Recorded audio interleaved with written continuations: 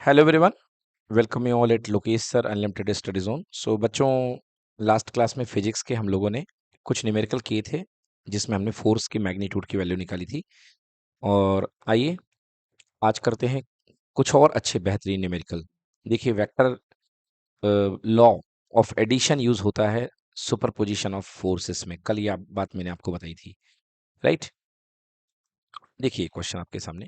To equal positive charges each of 2 microcoulomb interact with a third positive charge of 3 microcoulomb situated as shown in figure.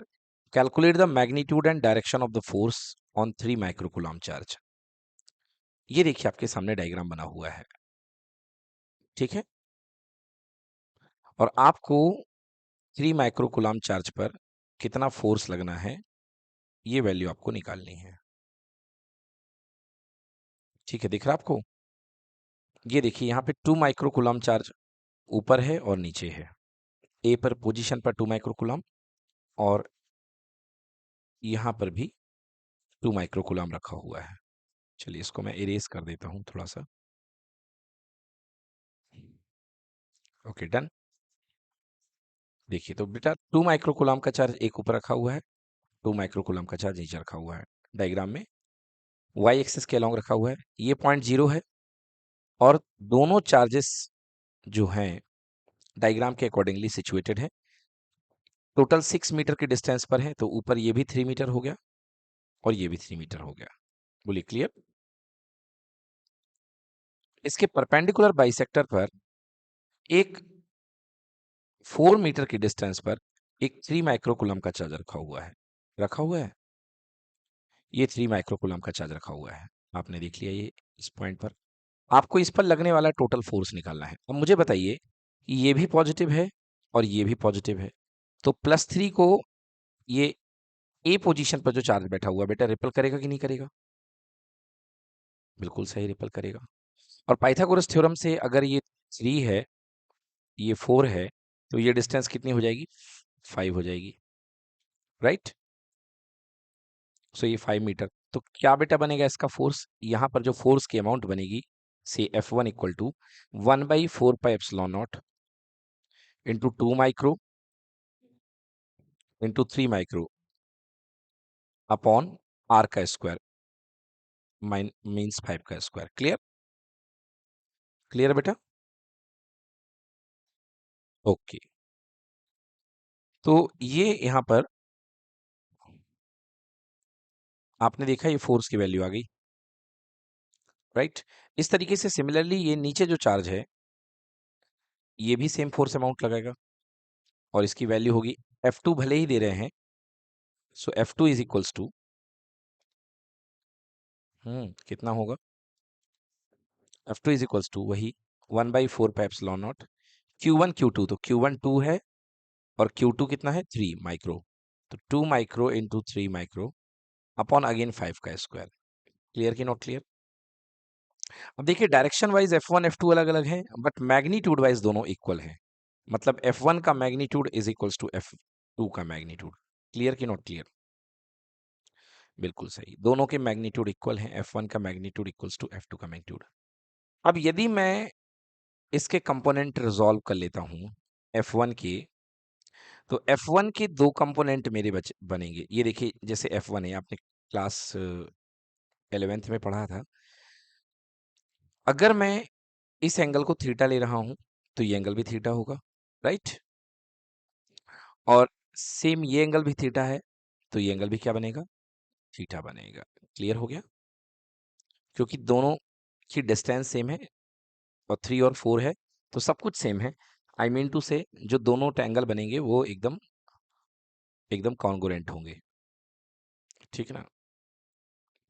सो यहां पर F1 के दो component break हो सकते हैं। एक बनेगा F1 cos theta. F1 cos theta कहां बनेगा बेटा?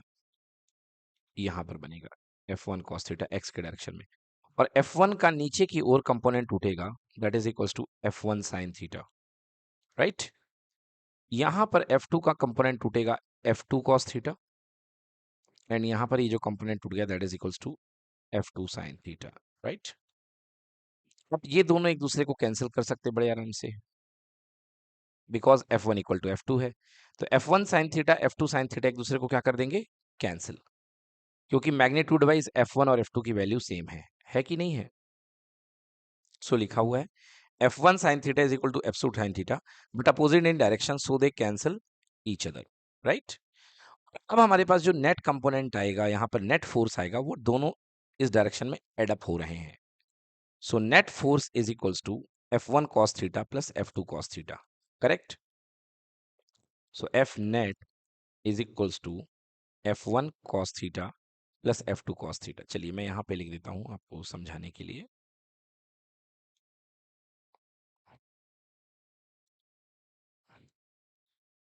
ओके, सो मैंने क्या कहा, F net is equals to F1 का mod cos theta plus F2 का मॉड cos थीटा, राइट? ये मैग्नीट्यूड इतना आएगा। देखिए सिंस F1 का मॉड और F2 का मॉड दोनों इक्वल हैं, तो आप यहां पर F1 cos theta plus F2 की जगह भी F1 cos थीटा आप यहां पे पुट कर सकते हैं, that is equals to 2 mod F1 cos theta. Clear है? Okay, 2 mod F1 cos theta हो गए। अब मॉड F1 की आपको वैल्यू रखनी है और cos थीटा की वैल्यू रखनी है। तो देखिए आपके पास जो डायग्राम है वहां से cos थीटा बहुत इजीली आप निकाल सकते हैं। ये थीटा है, तो cos theta is equal to base upon hypotenuse, तो बेस है 4 का और हाइपोटेनस है 5 का। सो cos थीटा की वैल्यू 4/5 आ जाएगी cos थीटा की वैल्यू। तो cos थीटा की वैल्यू 4/5 पुट कर देते हैं। सो 2 cos थीटा की वैल्यू 4/5।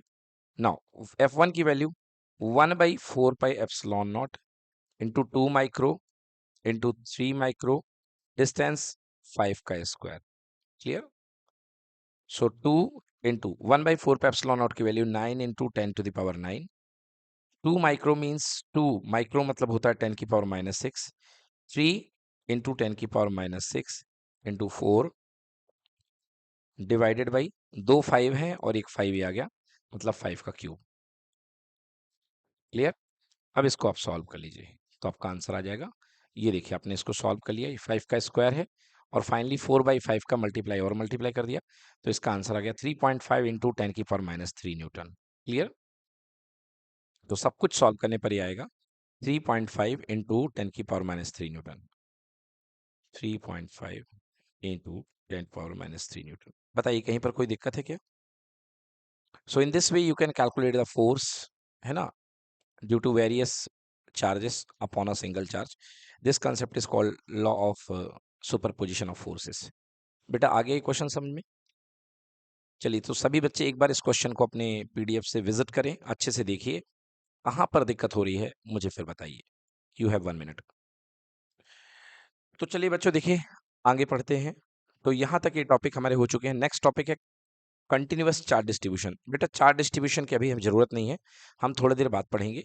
अभी हम आते हैं अपने अगले टॉपिक पे जिसका नाम है इलेक्ट्रिक फील्ड। अब हमें जाना है इलेक्ट्रिक फील्ड के अंदर। तो जैसा कि चैप्टर के स्टार्ट में मैंने आपको बताया कि जो चार्ज एट रेस्ट है वो कुछ फिनोमिनन या कुछ इवेंट अपने चारों तरफ शो करता है। जैसे कि ये एक रेस्ट चार्ज है स्मॉल क्यू, तो स्मॉल क्यू जो है क्या क्या आपके सामने, ये एक इलेक्ट्रिक चार्ज है। What is this? This is electric charge. Electric charge, तो कोई इलेक्ट्रिक चार्ज है, वो क्या क्या आपको इफेक्ट दिखाएगा? नंबर वन, सबसे पहले हमने पढ़ दिया कि ये इलेक्ट्रिक फोर्स लगाएगा। बताइए यस की नो?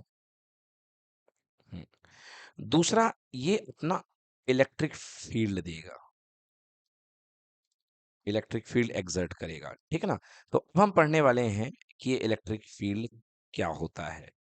तो समझिए कि यदि आपके पास में ये कोई पॉजिटिव चार्ज है, पॉजिटिव है नेगेटिव है कुछ भी हो, अगर ये अपने आपके पास में कोई पॉजिटिव चार्ज है, then to a certain distance एक स्पेस अपने चारों तरफ बनाएगा और उस स्पेस के अंदर ये अपनी प्रेजेंस को साबित करेगा कि ये मेरी टेरिटरी है। समझ रहे हैं आप?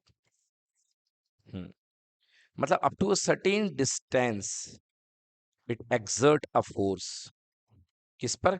जो बाहर से आएगा, जो भी बाहर से आएगा तुरंत यहां पर डिटेक्ट कर देगा, इस पे फोर्स लगाएगा। समझ गए? तो द रीजन और space to where an given charge, उस गिवन चार्ज का नाम होता है बेटा सोर्स चार्ज। समझ गए? तो जो गिवन चार्ज होता है बच्चों, जैसे यहां पर गिवन चार्ज प्लस क्यू है, so plus Q is called source charge. Source charge, तो सोर्स चार्ज जिस जहां तक अपनी प्रेजेंस को साबित करेगा, मतलब अपना फोर्स एक्सर्ट करेगा, उस रीजन को, उस डिस्टेंस को, उस स्पेस को इलेक्ट्रिक फील्ड बोलते हैं। क्लियर हो गया? हाँ, बट आप यदि कहेंगे कि चार्ज यहां रखा हुआ है और यहां पर इलेक्ट्रिक फील्ड बताइए, so electric field at infinity equals to 0। To a limited distance it will exert some force, okay? हाँ, फॉर द नेबरिंग चार्जेस और फॉर द जो बाहर से चार्जेस आ रहे हैं, उनमें अप टू सर्टेन डिस्टेंस ये एक फोर्स एक्सर्ट करेगा, ठीक ना? तो उस रीजन को, that region is called electric field, ठीक है ना? तो ये इलेक्ट्रिक फील्ड होता है। तो इलेक्ट्रिक फील्ड बेसिकली क्या होता है? It is space around a charge, और किसी पॉइंट चार्ज का जो इलेक्ट्रिक फील्ड होता है बेटा, वो स्फेरिकल बनता है। तो पॉइंट चार्ज का जो इलेक्ट्रिक फील्ड होता है वो कैसा बनता है बेटा? स्फेरिकल। हाँ, spherical electric field. Electric field, अब मेरे पास तो 2D डायग्राम है, तो मैं आपको केवल बोर्ड पे शो कर पा रहा हूँ। बट ये ऐसा रहेगा जैसे मान लीजिए कि एक बल्ब जल रहा है और उस बल्ब के चारों तरफ लाइट, इधर आगे पीछे दाएं बाएं हर तरफ रहती है, तो वो उसका फील्ड जनरेट होगा। लाइकवाइज उसी तरीके से एक चार्ज का फील्ड जनरेट होता है। क्लियर हुआ? सो this is the definition of electric field. आइए देखते हैं। An electric field is an region or space surrounding electrically charged particle where a force is exerted on other electrically charged object। जी हाँ, किसी given electric charge के आजू बाजू जो space होता है, an electric field is a region or space surrounding electric charged particle, electrically charged particles, ठीक ना? where a force is exerted on electrically charge object. तो यदि आपके पास कोई चार्ज पार्टिकल है और वो इलेक्ट्रिक फील्ड एक्सर्ट कर रहा है, तो और उस इलेक्ट्रिक फील्ड में अगर कोई नेबरिंग चार्ज आता है बाहर से, जिसे आप बोलते हैं टेस्ट चार्ज। क्या बोलते हैं बेटा? Test charge. एक होता है सोर्स चार्ज, एक होता है टेस्ट चार्ज। तो जैसे ही ये टेस्ट चार्ज आएगा, ये क्या रियलाइज करेगा? एक फोर्स रियलाइज करेगा, अगर ये इसके इलेक्ट्रिक फील्ड में आता है तो। क्लियर हुआ? जब तक इलेक्ट्रिक फील्ड के बाहर है तब तक कोई दिक्कत नहीं है, बट जैसे ही इलेक्ट्रिक फील्ड में आएगा, ये क्या करेगा? फोर्स एक्सर्ट करेगा या फोर्स रियलाइज करेगा। समझ में आ गया? हाँ, तो ये हमारा जो टेस्ट चार्ज होगा, ये फोर्स रियलाइज करेगा, और सोर्स चार्ज जो होगा, ये क्या करेगा? फोर्स एक्सर्ट करेगा। एक रियलाइज करता है और एक एक्सर्ट करता है। क्लियर हुआ बेटा? So this region is called electric field. ठीक है? Yes, the direction of field is taken to be in the direction of force it would exert on a positive test charge। अब बात करते हैं कि इलेक्ट्रिक फील्ड की direction क्या होती है। देखिए, ये आपके पास में एक पॉजिटिव टेस्ट चार्ज है, सॉरी पॉजिटिव सोर्स चार्ज है। This is positive source charge plus Q. Okay, अगर आप इसके पास में ला करके, प्लस क्यू क्या है बेटा? Source charge. प्लस क्यू क्या है बेटा? Source charge. और इसके पास में ला करके आप एक चार्ज रख देते हैं, that is test charge Q naught, and here q naught is equals to +1 microcoulomb. बोलो, sorry +1 coulomb, not microcoulomb, +1 coulomb. How much बेटा? +1 coulomb. This is also called unit charge. इसी को क्या बोलते हैं बच्चों? Unit charge. तो अगर आप इस यूनिट चार्ज को ला करके रख देते हैं, तो बेटा ये प्लस चार्ज इस प्लस चार्ज को क्या करेगा? रिपेल करेगा क्या अट्रैक्ट करेगा? रिपेल करेगा। ओ माय गॉड बच्चों, कुछ लोग अटैक बोल रहे हैं। अरे कैसे करेगा भाई? ये भी पॉजिटिव है Q0 और ये भी पॉजिटिव है, तो पॉजिटिव पॉजिटिव को क्या करेगा बेटा? रिपेल करेगा। क्लियर कि नॉट क्लियर? मतलब यहां पर ये इसको रिपल्सन देगा।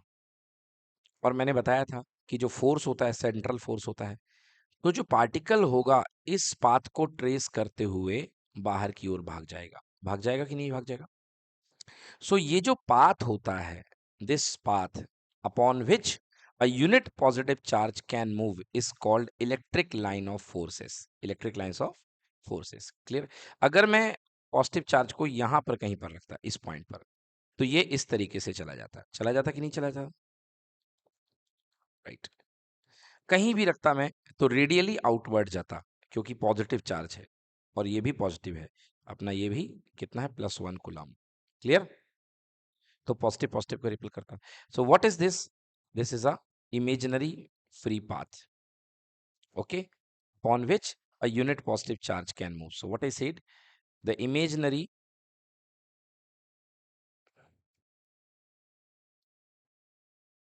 free path upon which a unit positive charge can move freely, can move freely, is called the imaginary free path. एक ऐसा फ्री पाथ जिसमें unit positive charge freely move करता है is called electric lines of force. समझ में आया? हाँ। ये एक टोटली इमेजिनरी है, काल्पनिक है, और इसके बारे में बात किसने की थी, ये कंसेप्ट किसने दिया था? माइकल फेराडे ने। समझ में आया बेटा? हाँ, माइकल फेराडे ने कंसेप्ट दिया, और इससे जैसे हमने वो पढ़ी लिक्विड हाइड्रोस्टैटिक्स, तो हाइड्रोस्टैटिक्स में आपने देखा था पानी के पाथ को स्ट्रीमलाइन बोला गया था कि नहीं बोला गया था? तो वहां पे भी पानी की लाइंस को स्टडी किया गया, ऐसे ही यहाँ पे भी इलेक्ट्रिसिटी, इलेक्ट्रिक फील्ड को, है ना, ऐसा माना गया, एक इमेजिनरी लाइंस के फॉर्म में माना गया। तो माइकल फेराडे का ही कंसेप्ट था। So the direction of the field is taken to be in the direction of the force it would exert in a positive test charge. अब देखिए, बात होती है कि डायरेक्शन ऑफ फील्ड क्या होती है। तो वैसे तो सब लोगों ने रट रखा है कि पॉजिटिव चार्ज के कारण डायरेक्शन ऑफ फील्ड बाहर की ओर होती है, ये सुनो, और नेगेटिव चार्ज के कारण डायरेक्शन ऑफ फील्ड अंदर की ओर होती है। क्लियर कि नॉट क्लियर? अब इसका लॉजिक सिंपल है कि डायरेक्शन ऑफ फील्ड निकालना हो कहीं पर भी, तो आप यूनिट पॉजिटिव चार्ज को रख दीजिए और ये देखिए कि वो कहां पर मूव करेगा। तो यहां पर पॉजिटिव चार्ज के कारण यूनिट पॉजिटिव चार्ज कहां मूव करेगा? Radially outward. करेगा कि नहीं करेगा? तो यहां पर यूनिट पॉजिटिव चार्ज के लिए इलेक्ट्रिक फील्ड की डायरेक्शन क्या होती है? Radially outward. क्लियर कि not clear? But in case आप यहीं पर आप एक ले लें -q charge, negative charge. Clear? और इसके विंसिटी में आपने टेस्ट करने के लिए +1 कूलम चार्ज रखा। अब बताइए ये बाहर जाएगा कि अंदर की ओर जाएगा?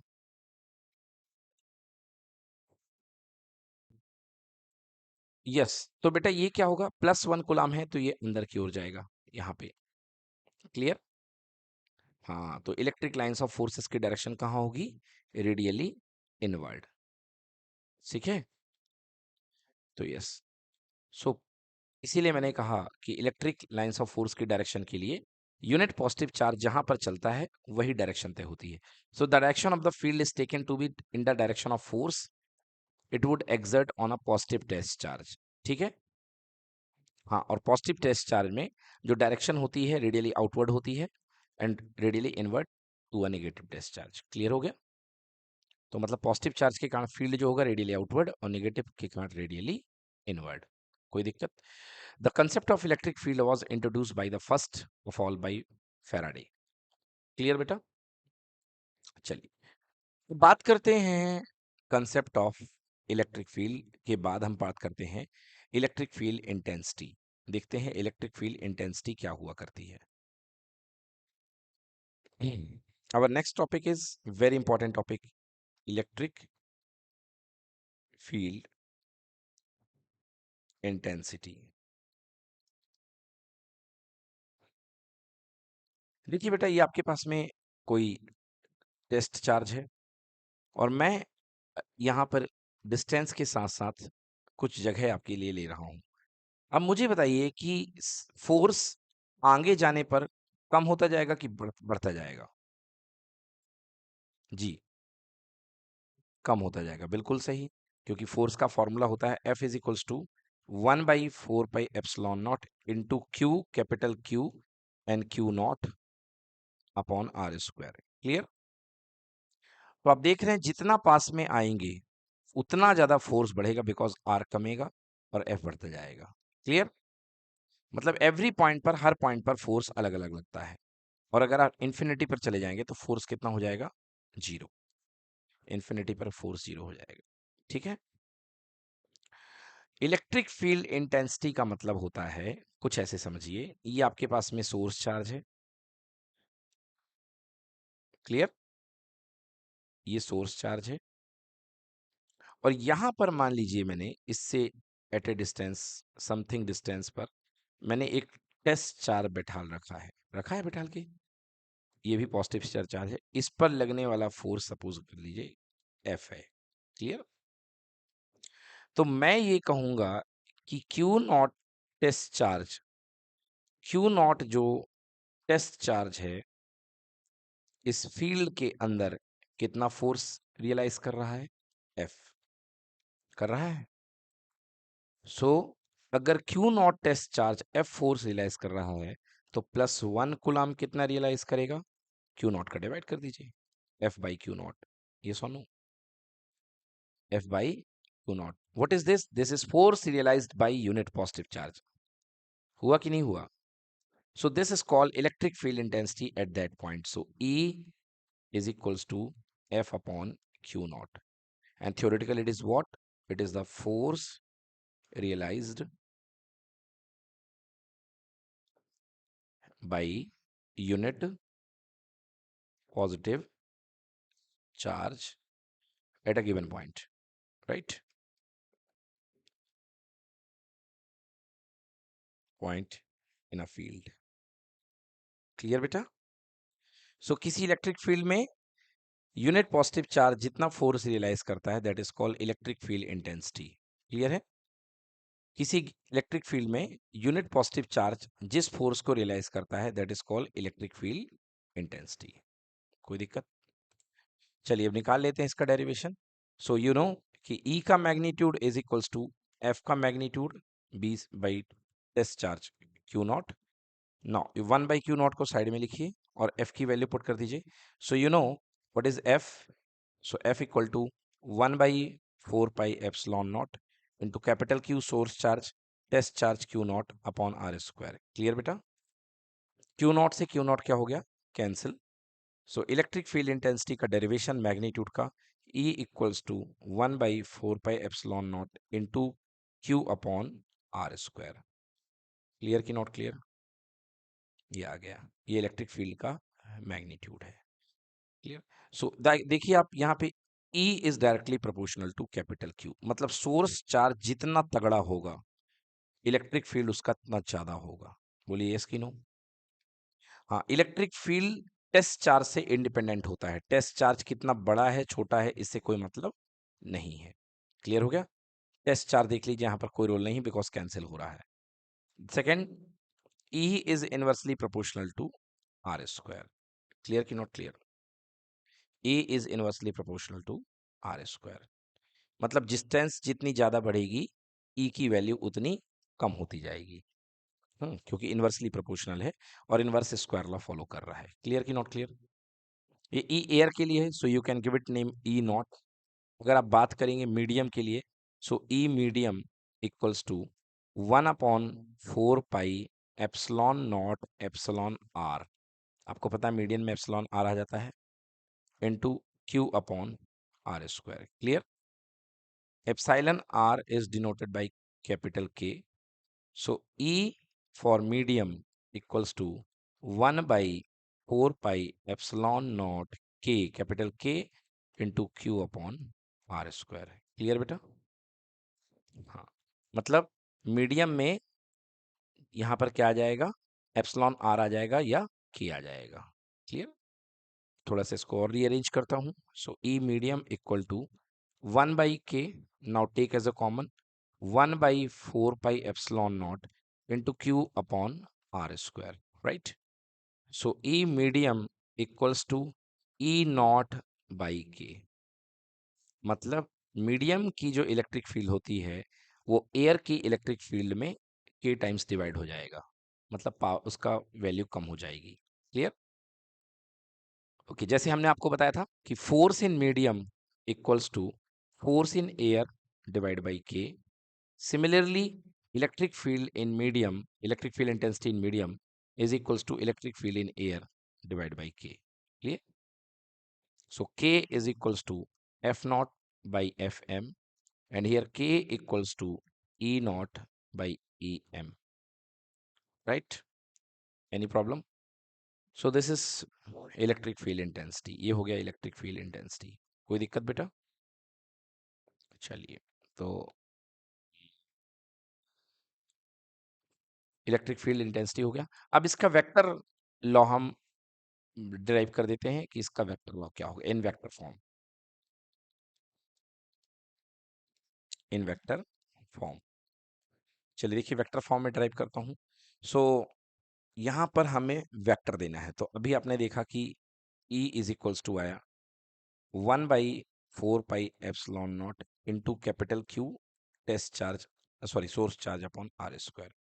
अगर आपके पास पॉजिटिव चार्ज Q है और इसके कारण आप कुछ डिस्टेंस पर, at a distance r, electric field निकाल रहे हैं, तो आपको पता है कि आप यहाँ पर क्या पुट करते हैं, +1 कूलम्ब चार्ज इलेक्ट्रिक फील्ड के लिए। क्लियर?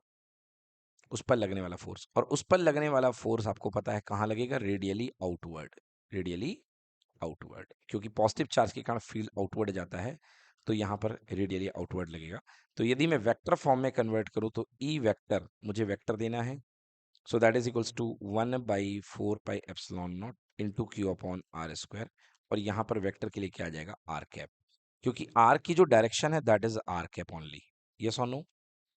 जो आर की डायरेक्शन है unit vector, that is equals to r cap, और ये आर कैप मल्टीप्लाई करने से कोई फर्क नहीं पड़ता। क्लियर हो गया? क्लियर कि नॉट क्लियर? सो ये हो गया, देखिए आपके पास में E vector is equals to 1/4πε0 into q upon r cap. Clear? आपने डेरिवेशन देख लिया और थ्योरी भी आपने रियलाइज कर ली कि अगर क्यू नॉट पर लगने वाला फोर्स एफ है ना, तो 1 कूलम्ब चार्ज पर लगने वाला फोर्स कितना होगा, F by Q naught, and this F by Q naught is called electric field intensity at that point. So E is equals to F upon q naught. Clear? चलिए, so E is equals to F by Q naught. अब बात करते हैं इसकी unit की, तो electric field की unit की बात करता हूँ। फोर्स किस में नापा जाता है, न्यूटन में, चार्ज किस में, कूलम में। So the SI unit is newton per coulomb, SI unit is newton per coulomb. Clear? चलिए, तो बच्चों जल्दी से ये full paragraph electric field intensity का जल्दी से एक बार रीड करिए, फिर आगे बढ़ते हैं। तो बच्चों ये जो डेरिवेशन है ये electric field intensity due to a point charge, इसको नोट कर लीजिए, है ना। E इज इक्वल्स टू, अगर आप बात करते हैं केवल मैग्नीट्यूड फॉर्म में, तो E is equals to 1/4πε0 into q upon r square, ये मैग्नीट्यूड फॉर्म में है, और वेक्टर फॉर्म में डेरिवेशन ये होगा। दोनों बहुत इंपॉर्टेंट है। क्लियर बेटा? चलिए, अब इसके बाद आता है property, important point about electric field. तो देखिए, फर्स्ट पॉइंट क्या है, the magnitude of electric field E is same at equal distance from the charge Q, thus it is has spherical symmetry. तो ये तो आप देखने में ही समझ में आ रहा है आपको कि E की वैल्यू भाई साहब आर स्क्वायर पे डिपेंड कर रही है, अगर मैग्नीट्यूड की बात की जाए। बोलो क्लियर? तो अगर आपके पास में कोई चार्ज Q है, सोर्स चार्ज, तो इससे यहाँ भी R है, यहाँ भी R है, और यहाँ भी क्या है, R है। मतलब एक स्फीयर के पेरीफेरी पर हर पॉइंट पर इलेक्ट्रिक फील्ड सेम आएगा, क्योंकि R की वैल्यू क्या है, सेम है। नहीं आएगा क्या?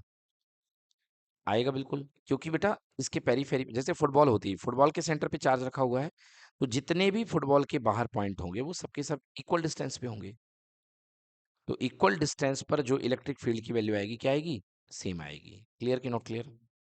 This is called spherical symmetry. क्या कहलाती है? Spherical symmetry. Okay, so this is called spherical symmetry. तो यहाँ पर यही कहा गया है, the magnitude of electric field E is same at equal distances from the electric charge Q, thus it has spherical symmetry. इसकी इसलिए इसके मैग्नीट्यूड की स्फेरिकल सिमेट्री बनेगी। बोलिए क्लियर कि नॉट क्लियर? जो इलेक्ट्रिक फील्ड का मैग्नीट्यूड होता है केवल दो बातों पर डिपेंड करता है, एक सोर्स चार्ज के अमाउंट पर और दूसरा डिस्टेंस आर पर, और किसी चीज पर डिपेंड नहीं करता। ठीक है। इलेक्ट्रिक फील्ड कैलकुलेट करते समय ये ध्यान रखना चाहिए कि सोर्स चार्ज पर टेस्ट चार्ज का कोई भी इंपैक्ट ना पड़े। राइट? जैसे आप यहाँ पे आपके पास में सोर्स चार्ज है और आप यहाँ पे टेस्ट चार्ज ले रहे हैं +1 कूलम। क्लियर? तो आपका इलेक्ट्रिक फील्ड यहाँ पर कैलकुलेट हो पाएगा। बट आप यदि कहें कि आपने यहाँ पे, मतलब ये कहना चाहिए कि जो टेस्ट चार्ज होता है, this should be vanishingly small, it should tends to zero, ना के बराबर होना चाहिए, तब आपका इलेक्ट्रिक फील्ड सही आएगा। क्लियर? ऐसा नहीं होना चाहिए कि आपका टेस्ट चार्ज बहुत भारी होगा तो सोर्स चार्ज को ही भगा दे। समझ गए ना? ऐसा नहीं होना चाहिए। तो वेनिशिंगली स्मॉल, आई मीन टू से, इलेक्ट्रिक फील्ड का फॉर्मूला होता है एफ बाई क्यू नॉट।